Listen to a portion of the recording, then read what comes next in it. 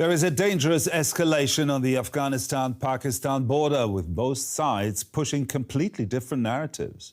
Pakistan says it has launched air and ground strikes across the border, targeting bases used by the Pakistani Taliban, the group it blames for a wave of attacks, including a deadly assault in Karachi just days ago. After the militants struck in Karachi, Pakistan's Interior Minister promised there would be no let-up in the hunt for those behind the attack. Last night's incident is deeply tragic. Today, the funeral prayers of our young men who were martyred have been offered. I can only say that whether such attacks occur here, in Khyber Pakhtunkhwa or in Baluchistan, our security forces will pursue those responsible and will not rest until every individual involved is brought to justice. Pakistan says dozens of militants were killed, but Afghanistan's Taliban government says those strikes hit civilians, claiming dozens dead, including women and children, and more than 100 wounded. For years, militants have operated in the rugged borderlands between the two countries, a legacy of decades of war in Afghanistan. Much of the violence centers on the rugged Afghan-Pakistan frontier. It's a border drawn in the 19th century and is known as the Durand Line. Today, it's the internationally recognized border between the two countries. After the Taliban returned to power 5 years ago, Pakistan hoped for stability. Instead, attacks by the Pakistani Taliban, or TTP, have surged. What followed? Cross-border strikes, tit-for-tat violence, and a ceasefire that has now collapsed. And this does matter far beyond the region. This volatile frontier sits at the heart of global counter-terrorism concerns, and the stakes extend well beyond South Asia. Pakistan is a nuclear-armed state of more than 240 million people. A prolonged conflict could destabilize the wider region, fuel extremist groups, and trigger fresh humanitarian crises. Pakistan has described the situation already as an open war since late February. So, are these precision strikes against militants, or are we looking at a deepening crisis? And how close are nuclear-armed Pakistan and Taliban-ruled Afghanistan to an all-out war? We're going to dive a bit deeper into the actual conflict, what drives it, the international repercussions, and crucially, how to solve it. And to help us do that, we can now speak with Ibraheem Bahiss. He's a senior analyst on Afghanistan at the International Crisis Groups. That's a security think tank. Ibraheem, thanks for joining us today. But let's start with what we know right now. Pakistan says it targeted militants, while the Taliban says civilians were killed. Based on your understanding of the region, how credible are these competing claims?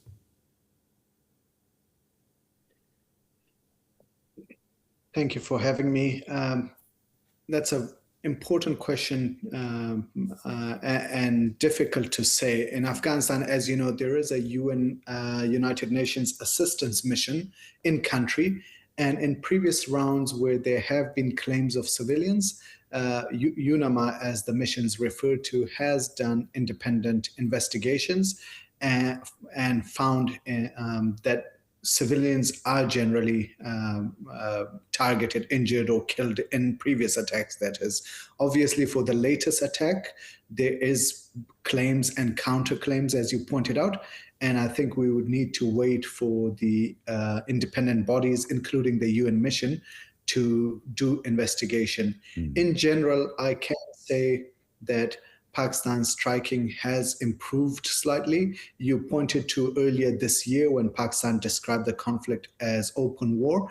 If we go back a bit further, late last year in October, when the fighting between the two first started, and it was sparked by a Pakistani airstrike in Kabul, the capital of Afghanistan.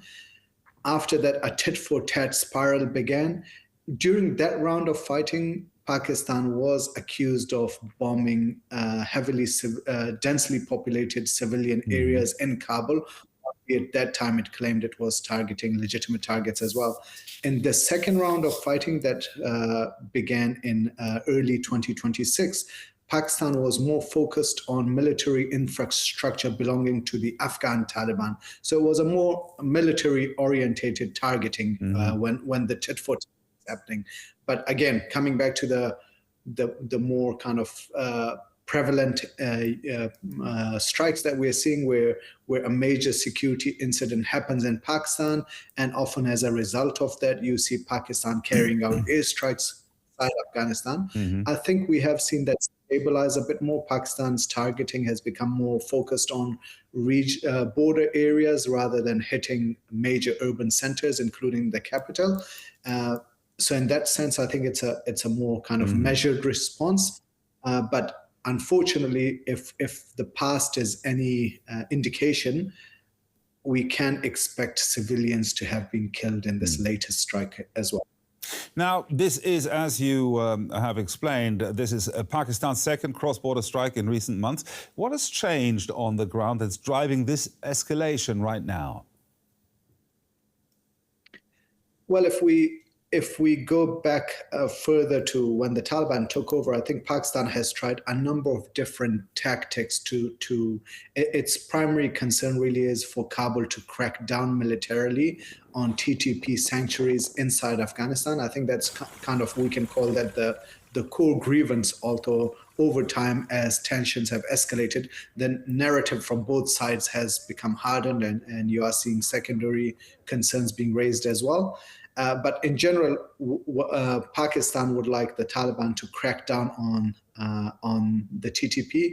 What we are seeing now, we're stuck in a deadly cycle, because Pakistan has set almost, you can call it a precedent, where every time there's a major security incident inside Pakistan, it responds to that by carrying out attacks in Afghanistan. So sometimes these triggers can be completely independent of what's happening between Kabul and Islamabad. Even if there's progress happening in talks, for example, we were seeing China mediate talks between the two sides recently. Even if there's progress there, the problem is if there's a major incident inside Pakistan, there's almost, you could say, pressure on that side of the border to do something. And the way the Pakistani authorities show resolve and show their determination to rein in militants is by carrying out attacks in Afghanistan.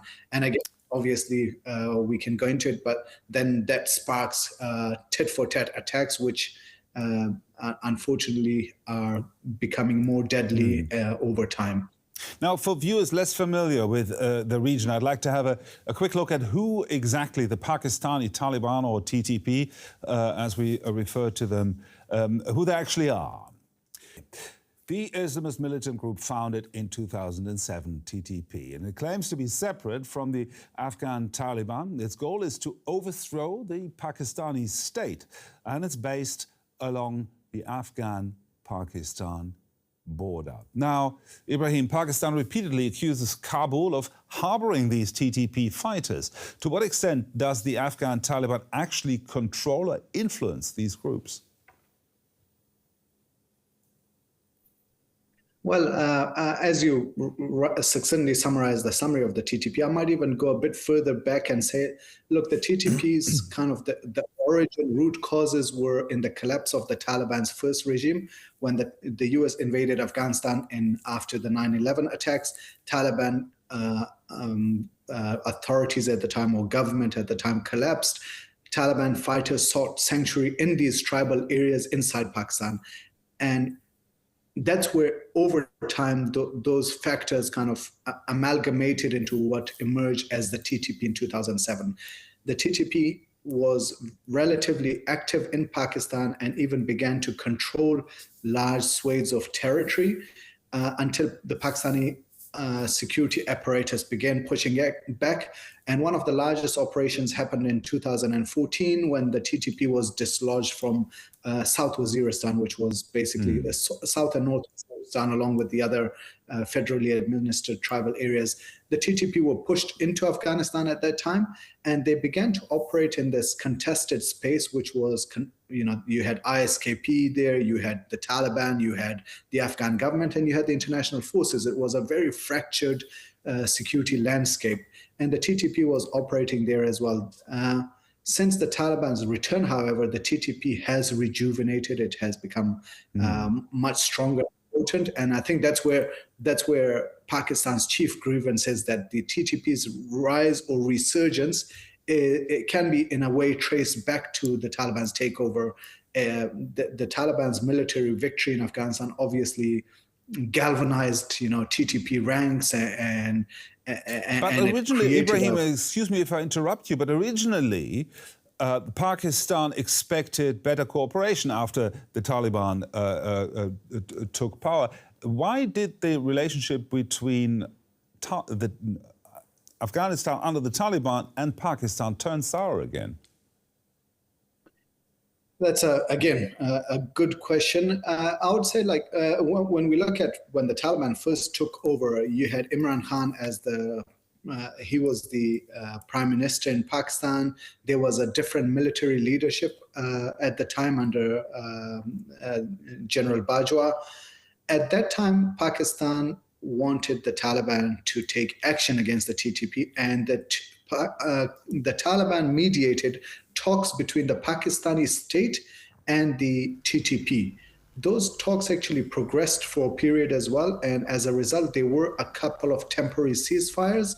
I think some of the main sticking points had remained between the two sides, but then changes in Pakistan ultimately defeated those talks. Imran Khan's government was overthrown, the military leadership changed hands. The new authorities in Pakistan have taken a very different approach to the TTP. They believe negotiations with the TTP are counterproductive, and the argument is that it might even galvanize the TTP. So they have pushed the Taliban to militarily crack down on the TTP. And I think herein lies the big dilemma, because the Taliban have, both under the Doha deal and subsequently under their commitments, they said they're willing to not allow Afghanistan to be used against other countries, but they also said that they will not militarily crack down on any group. And the rhetoric you often hear from Taliban officials is that they're not willing to fight other people's wars. So I think that's where we are conundrum and where we are today. Now, you've just described this cycle of violence, ceasefires and breakdowns. I mean, what's been missing in past attempts to stabilize this border and this conflict?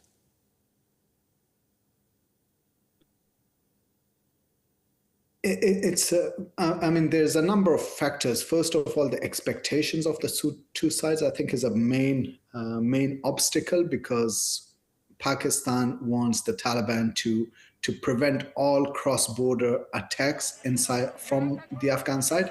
This, as you pointed out earlier in your segment, is a contested borderline that stretches more than 2,500, my apologies, kilometers.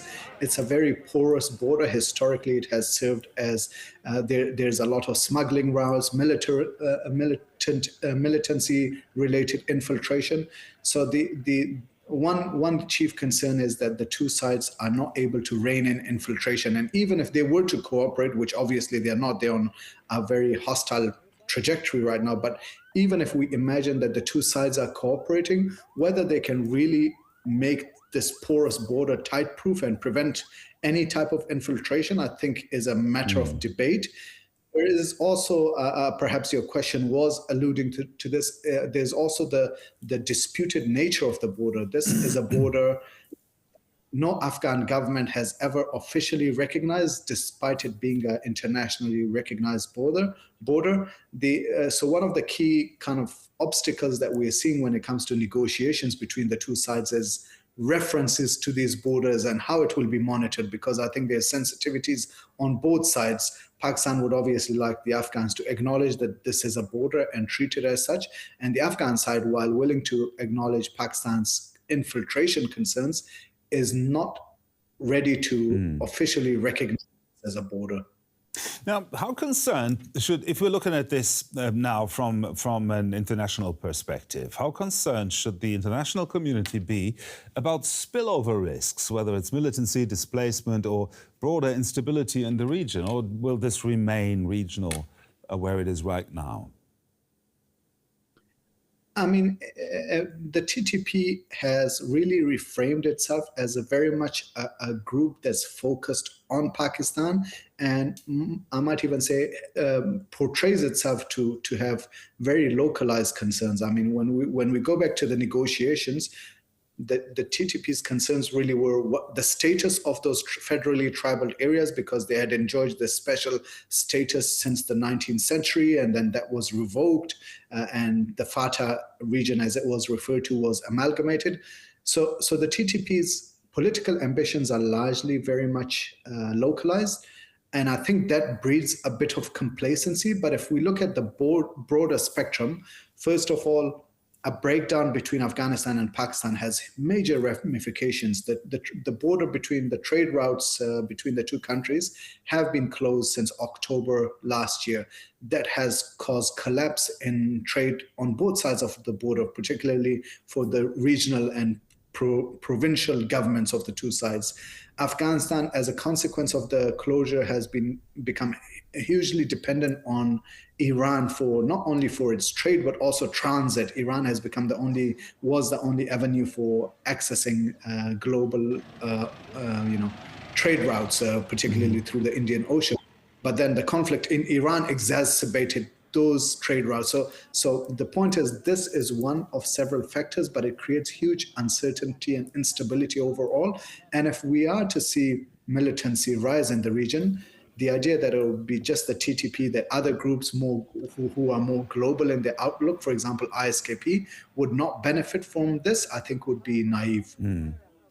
Now, keeping that in mind, let's look ahead. Before I let you go, I want to ask you, what are the realistic pathways to de-escalation? Is there any mechanism, formal or informal, that could bring both sides back from this rather dangerous trajectory? Since late last year, when the major fighting, one of the first major rounds of fighting we saw between the two sides, there has been a number of rounds of mediation. Several regional countries have attempted to mediate. We had Qatar and Turkey doing mediation. Saudi Arabia was doing behind the scenes mediation. China recently came out openly and mediated a couple of rounds of talks. So there are mechanisms and mediators are trying to get the two sides to talk to each other. And I think there's broad international and regional consensus that this war needs to be resolved, that the tensions between the two neighbors need to be resolved through talks. And I think I might even say both sides recognize this reality. The problem really is the huge gulf that we are seeing in the expectation of the two sides. And frankly, the rhetoric that we are seeing, the rhetoric is so polarizing that it boxes the two sides into kind of reacting in certain ways. So I think what needs to happen, first of all, is the rhetoric needs to be toned down and become a bit more pragmatic. But these mediations, despite the fact that they might appear quite futile at times when we are seeing these breakdowns of ceasefire, I think we need to continue those efforts and allow the two sides space and ability to continue to talk, even though they might be fighting it out in the field, so to speak. Ibraheem Bahiss, the senior analyst on Afghanistan at the International Crisis Group. Thank you very much for sharing your expertise with us today.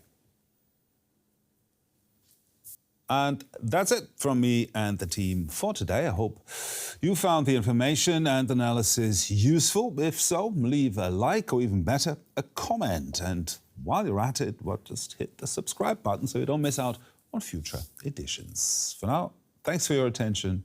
Bye-bye.